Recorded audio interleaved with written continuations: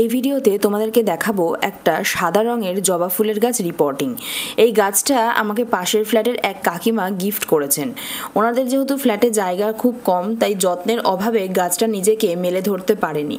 তাই আজকে একটু নতুনভাবে গাছটা রিপোর্ট করব এবং তার সাথে তোমাদেরকে দেখাবো যে কিভাবে মাটি তৈরি করছি এবং কি কি খাবার ওকে দিচ্ছি।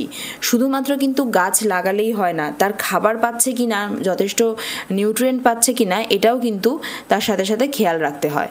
তো দেখো, জবা ফুলের গাছ তো ভীষণ মানে কি বলবো, জল দাঁড়াবে সেটা একেবারেই পছন্দ করে না, সেটা বৃষ্টির জল হোক আর বা আমরা জল দিই গাছে এক্সট্রা করে।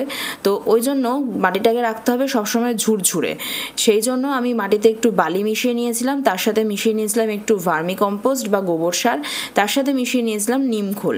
যেহেতু এই বছর বর্ষার পরিমাণটা খুবই বেশি বা প্রায় বৃষ্টি হচ্ছে, তাই মাটিতে একটু নিম খোল মিশিয়ে নিও। তার সাথে মিশিয়ে নিয়েছিলাম একটু ক্যালসিয়াম বা এক্সেল ডাস্ট, যেটা কিন্তু আমি বাড়িতেই তৈরি করি, কোনো জায়গা থেকে কিনি না।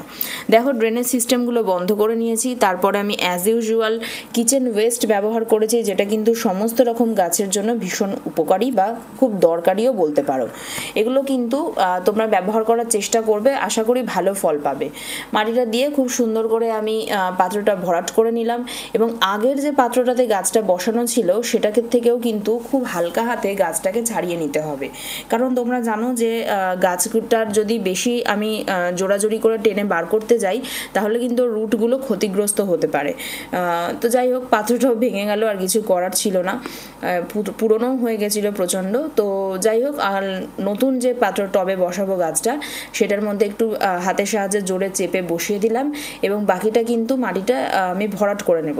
আর হ্যাঁ, একটা কথা তোমাদেরকে বলে দিই, গাছে কিন্তু তোমরা 15 দিনে একবার খাবার দেওয়ার চেষ্টা করবে, সেটা লাল পটাশ হোক বা কোনো রকম কোনো মানে কি বলবো, আলাদা করে কোনো খাবার হোক, যাই হোক না কেন, গাছে একটু দেওয়ার চেষ্টা করবে। বিশেষ করে পটাশটাই দেওয়ার চেষ্টা করবে, যেহেতু এটা ফুল গাছ, তাহলে ফুলের পরিমাণটাও বাড়বে আর তাছাড়া ফুলের মানে ফুলের সাইজটাও বড় হবে। তো দেখো, এবার এটাকে আমি 4 দিন সেমি শেডে রেখে তারপরে রোদে বার করব।